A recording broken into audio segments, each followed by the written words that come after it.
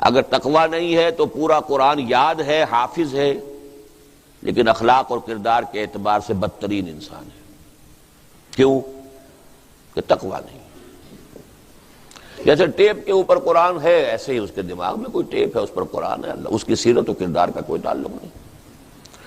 بڑا مفسر ہے، بڑی تفسیر کر رہا ہے، بڑے درس دے رہا ہے، بہت ہی مفکر بن گیا ہے، تقویٰ نہیں ہے تو خود اسے اس کا کوئی فائدہ نہیں ہوگا۔ چار پائے برو کتابیں چند، مثل الذین حملوا التوراۃ ثم لم يحملوها كمثل الحمار يحمل اسفارا، جیسے گدھے کے اوپر بہت اعلیٰ کتابوں کا گٹھڑ باندھ کر رکھ دیا جائے، اسے اس سے کیا فائدہ؟ ایسے ہی وہ قوم ہوتی ہے کہ جس کو اللہ اپنی کتاب کا حامل بناتا ہے اور پھر وہ اس کا حق ادا نہیں کرتی۔ کیوں نہیں کرتی؟ تقویٰ نہیں ہے۔ تقویٰ ہو تو حق ادا کرے نا۔ یہ ربط و تعلق ہے۔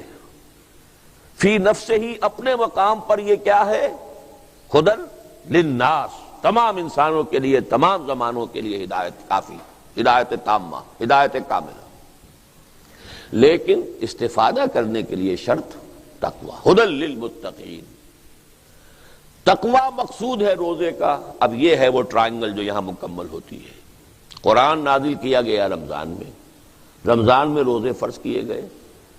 دن میں روزہ رکھو، کوئی رتی ماشا تولا کوئی تقویٰ تمہیں حاصل ہو گیا ہے تو وہ لے کر رات کو کھڑے ہو جاؤ۔ من صام رمضان ایمانا واحتسابا غفر له ما تقدم من ذنبه ومن قام رمضان ایمانا واحتسابا غفر له ما تقدم من ذنبه۔ یہ دو پروگرام بالکل پیرلل ہیں، متوازی ہیں، ہم وزن ہیں۔ اور اس سے ظاہر بات ہے کہ وہ 1 گھنٹے کی تراویح سے وہ بات پوری نہیں ہوتی، نہ یہ پتہ کہ کیا پڑھا جا رہا ہے۔ ایک ورزش ہے جو ہو گئی ہے، جو افطار میں بہت کچھ کھا پی لیا تھا، وہ اٹھک بیٹھک سے اس کا بھی فائدہ ہو جاتا ہے، چستی آ جاتی ہے، اللہ اللہ خیر صلی اللہ، اور کیا ہے؟ نہ پتہ کہ کیا پڑھا گیا، نہ اس کا کوئی نزول ہوا، اور نزول ہو بھی جاتا تو کیا تھا؟ وہ روزہ جو تھا وہ روزہ تھا ہی نہیں جو رکھا تھا، اس میں کاروبار میں سود کرتے رہے اسی روزے کی حالت میں۔ وہ روزہ کہاں تھا؟ وہ تو فاقہ تھا۔ کم من صائم لیس لہ من صومہ الا الجوع، کتنے ہی روزے دار ایسے ہیں جنہیں اپنے روزے سے سوائے بھوک کے اور کچھ حاصل نہیں ہوتا، اور آج کل کے روزوں میں تو بھوک بھی نہیں تھی۔ تو اچھی طرح سمجھ لیجئے، یہ میں حقیقت کے اعتبار سے بات کر رہا ہوں۔ حقیقی روزہ رکھا گیا تو کچھ نہ کچھ تقویٰ ملے گا، ظرف کے مطابق دیتے ہیں بعدہ ظرف قضا خار دیکھ کر، اپنا ظرف کتنا کچھ تقویٰ پہلے ہے اس میں کتنا اضافہ ہو گیا، اس کو لے کر اب کھڑے ہو جاؤ۔ قیام اللیل، اور قیام اللیل کا اطلاق از روئے قرآن کم سے کم 1/3 شب پر ہوگا۔ تراویح کا لفظ تو نہ قرآن میں آیا ہے نہ غالباً حدیث میں آیا ہے، جہاں تک میرا علم ہے۔ یہ نظام جو ہے حضرت عمر نے امت کی بہبود کے لیے، کہ جو لوگ نہیں پوری رات یا آدھی رات یا 1/3 رات نہیں جاگ سکتے، دن بھر شدید مشقت کی ہے، بمشکل اپنے بچوں کے لیے روٹی کمائی ہے، کسی چلائی ہے یا کچھ اور کیا ہے، چلو ان کو بالکل محروم تو نہ رہیں، 1 گھنٹے کے اندر ہی کھڑے ہو جائیں، کچھ تو سن لیں، کچھ تو انوار جذب ہو ہی جائیں گے۔ یہ حضرت عمر کا اجتہاد ہے رضی اللہ تعالی عنہ۔ ورنہ قرآن مجید میں قیام اللیل کسے کہتے ہیں؟ یا ایھا المزمل قم اللیل الا قلیلا نصفہ او انقص منہ قلیلا او زد علیہ ورتل القرآن ترتیلا۔ اگر تو وہ اصول درست ہے کہ القرآن یفسر بعضہ بعضا، قرآن تو ایک اس کا حصہ دوسرے حصے کی تفسیر کرتا ہے۔ آدھی شب یا اس میں سے کچھ کم کر دو تو 1/3 رہ گئی، یا کچھ زائد کر دو تو 2/3 ہو گئی، اور اسی کی توثیق ہو گئی اسی سورہ مزمل کی آخری آیت میں، ان ربک یعلم انک تقوم ادنی من ثلثی اللیل ونصفہ وثلثہ وطائفۃ من الذین معک۔ اے نبی، آپ کا رب واقف ہے کہ آپ بھی اور آپ کے کچھ ساتھی بھی کھڑے رہتے ہیں رات کو، 2/3 رات یا آدھی رات یا 1/3 رات۔ اب مضمون مؤکد ہو گیا، 2 جگہ آ گیا کہ نہیں؟ اس سے کم پر قیام اللیل کا اطلاق نہیں۔ بہرحال یہ مضمون میں یہیں چھوڑ رہا ہوں، اس کا تھوڑا سا تذکرہ بعد میں ہو جائے گا۔ پہلی بات جیسا کہ میں نے عرض کیا کہ نص صریح سے قرآن کا اور رمضان کا تعلق تو واضح ہو گیا. اب آئیے کہ رمضان کا پاکستان کے ساتھ کیا تعلق ہے؟ کوئی تعلق ہے یا نہیں؟ کوئی تعلق کیا ہے؟ پاکستان بھی نازل ہوا ہے اسی ماہ مبارک میں اور اسی شب قدر میں، اسی لیلہ مبارکہ میں. اتفاقی تو نہیں یہ بات، اس کائنات میں کوئی شے اتفاقی ہوتی نہیں. اللہ کے اذن سے، اللہ کی پلاننگ سے، اللہ کے فیصلے سے. تو یہ معاملہ بھی آپ کے نہ سمجھیے، ذرا پنکھا میرا بھی چلا دیجئے، یا پچھلا یا اگلا. تو جو بھی ہوا ہے وہ اذن رب سے، حکمت رب کے تحت. فیہا یفرق کل امر حکیم، اس کے حوالے سے سمجھیے آپ. ذرا میں نے تجزیہ کیا ہے. پہلے تو یہ سمجھیے کہ یہ نزول کا لفظ میں نے غلط استعمال کیا. شاید سوچ رہے ہیں آپ نزول پاکستان کہاں سے نازل ہو گیا؟ تو زمین کے اندر پہلے سے تھا، وہ زمین میں کوئی نئی حدیں بن گئی ہیں، نزول کیسے ہو گیا؟ قرآن مجید میں نزول کا لفظ جو ہے وہ صرف قرآن اور وحی کے لیے نہیں آیا ہے. ہلکا اور یہ سارے پنکھے چلا کے دو ہے، بس پچھلا چلا دیں، یہ پھر بند کر دیں. دیکھیے نیند کو بھی کہا گیا ہم نے نازل کی. سورہ آل عمران کی آیت نمبر 157، جب مسلمانوں پر وہ بڑا سخت وقت آ گیا غزوہ احد میں، بہت سخت وقت، اس وقت اللہ تعالیٰ نے خاص قسم کا سکون نازل کیا نیند کی شکل میں. ثم انزل علیکم من بعد الغم امنۃ نعاسا، یہ اونگ یا نیند نازل کی گئی ہے. اور پھر ہمارے ساتھیوں کو تو ازبر ہوگی وہ آیت، وانزلنا الحدید، لوہا ہم نے اتارا ہے.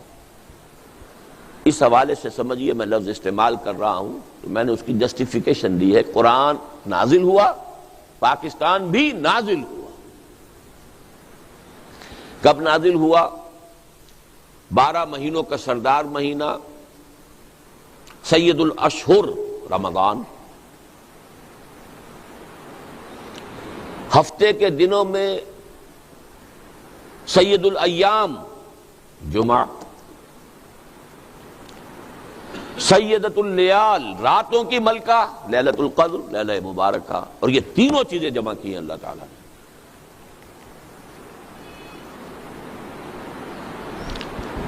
جمعۃ الوداع تھا جس کی شب وہ تھی 27ویں. یہ بھی قران السعدین کوئی ہر سال تو نہیں ہوتا. جمعۃ الوداع تو گزر چکا، یا آج ہے، اور شب قدر جو ہے 27ویں اگر ہے تو گزر چکی. لازم نہیں ہے کہ وہ 27ویں شب اور جمعے کا دن یہ ٹیلی کر جائے. لیکن یہ کہ قیام پاکستان میں ماہ مبارک رمضان، سید الاشہر، سید الایام جمعہ، اور جمعہ بھی جمعۃ الوداع، اور راتوں کی ملکہ سیدۃ اللیال. اور یہ قران السعدین ہی نہیں، 3 قران جمع ہو گئے. قران 3 چیزوں کا، اور وہ ہے پاکستان کے نزول کی شب اور اس کا دن. اب یہاں میں تھوڑی سی بات واضح کرنا چاہتا ہوں. قرآن مجید سے معلوم ہوتا ہے کہ اللہ تعالیٰ کی جو سکیم اس دنیا میں چلتی ہے اور اس کے جو منصوبے بنتے ہیں، ایک لانگ ٹرم منصوبہ ہوتا ہے اور ایک شارٹ ٹرم.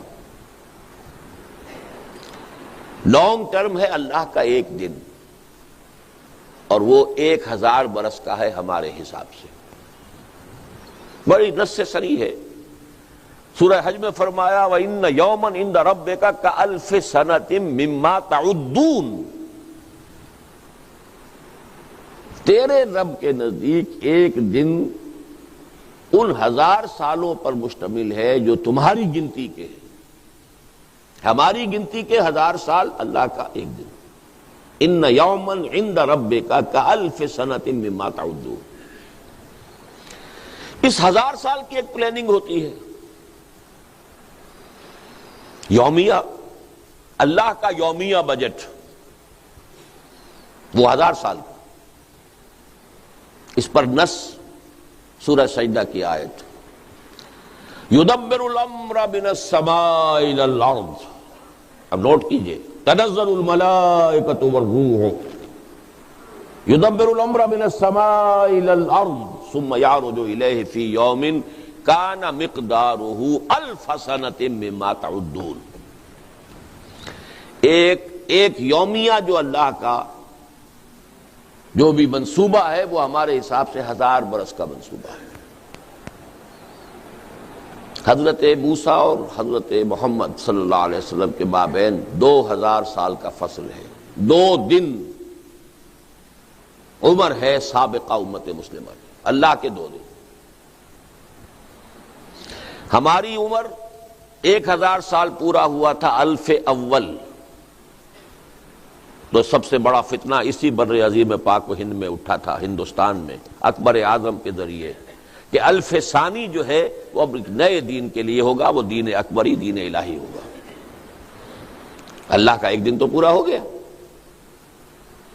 لیکن اس کا مقابلہ کرنے والا جو مجدد اعظم اللہ نے جس کو کھڑا کیا، اس کا نام ہی اب مجدد الف ثانی ہے، اس لیے کہ اللہ تعالیٰ کے یہ منصوبے 1000 برس کے ہوتے ہمارے حساب سے۔ یہ تو ہو گئی ایک گریٹر پلاننگ 1000 ایئرس کی۔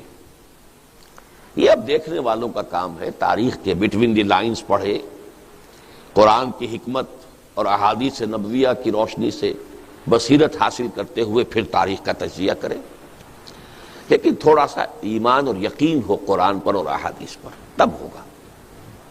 ورنہ ان چیزوں کو یوں ہی کوئی بات نہیں، کوئی اہم بات نہیں ہے، کوئی اس سے کوئی فقہی حکم تو نہیں نکل رہا، ٹھیک ہے، کیپ دم اسائڈ، بڑی آسانی سے ہو سکتا۔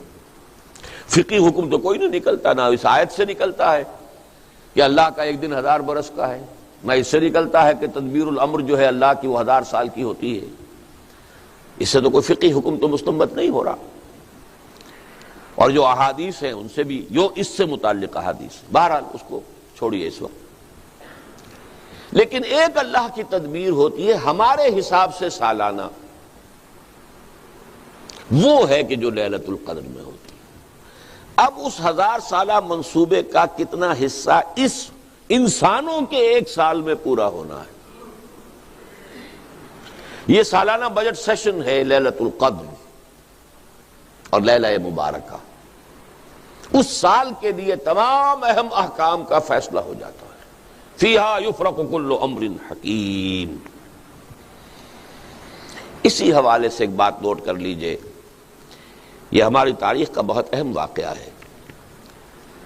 مولانا مدنی رحمت اللہ علیہ نے قیام پاکستان سے ٹھیک 1 سال پہلے رمضان مبارک میں جو وہ سلہٹ میں گزارا کرتے تھے، ہر سال رمضان مبارک ان کا سلہٹ میں ہوتا تھا، وہاں ان کے معتقدین کا بہت بڑا حلقہ تھا، وہ بلاتے تھے وہاں پر، وہ گویا کہ ایک طرح کی ان کی روحانی تربیت گاہ 1 مہینے کی رمضان مبارک میں ہوتی تھی، اور ان کے جو بھی خلفاء وغیرہ تھے سلسلہ تصوف کے، وہ سب ہندوستان کے کونے کونے سے پھر رمضان مبارک کے لیے وہاں جمع ہو جاتے تھے۔ جیسے بعد میں اسی قسم کی ایک بہار جو ہے وہ جب تک کہ شیخ الحدیث مولانا محمد زکریا مدینہ منتقل نہیں ہوئے تو سہارنپور کی جو ان کی خانقاہ ہے اس میں یہی کیفیت ہوتی تھی رمضان مبارک۔ تو 1 سال پہلے بتا دیا تھا اپنے معتقدین کو کہ ملأ اعلیٰ، اب ملأ اعلیٰ سے مراد کیا ہے؟ فرشتوں کا وہ طبقہ جو سب سے اونچا ہے اور جو اللہ کے قریب ترین ہے۔ ظاہر بات ہے جب کوئی حکم ایشو ہوتا ہے تو پہلے انہی کو دیا جاتا ہے نا۔ ملأ اعلیٰ میں پاکستان کے قیام کا فیصلہ ہو گیا ہے، بہت اہم بات ہے۔ اس کے بعد بھی 1 سال تک وہ پاکستان کی مخالفت کرتے رہے، اور چنانچہ ان کے ایک معتقد نے وہی سوال کر دیا، پھر حضرت پھر اب ہماری پالیسی جو ہے اس پر کوئی نظر ثانی ہونی چاہیے؟ فرمایا نہیں، وہ تکوینی امور ہیں، ہم تکوینیات کے پابند نہیں ہیں، ہم تشریعیات کے پابند ہیں۔ اب اس جملے کی بھی میں نے وضاحت کی ہے اپنے ایک خطبے میں، لیکن اگر اس کی وضاحت یہاں کرنے لگوں گا میں اسے صحیح سمجھتا ہوں، غلط نہیں سمجھتا اس بات کو، لیکن اب یہ دو اصطلاحات ہیں بڑی ثقیل، تکوینیات و تشریعیات، اب ان میں کیا فرق ہے؟ کیونکہ وہ کسی عالم نے بات کی ہوگی، عالم ہی جواب دے رہا ہے، انہوں نے تو سمجھ لیا کہ کیا بات کہی گئی ہے، لیکن میں اس کو اس مفہوم کے اعتبار سے صحیح سمجھتے ہوئے بھی اس وقت نہیں بیان کروں گا، وہ میرے جمعوں کے دوسرے خطبے جو رمضان مبارک میں لاہور میں ہوئے ہیں ان کے کیسٹس میں موجود ہیں۔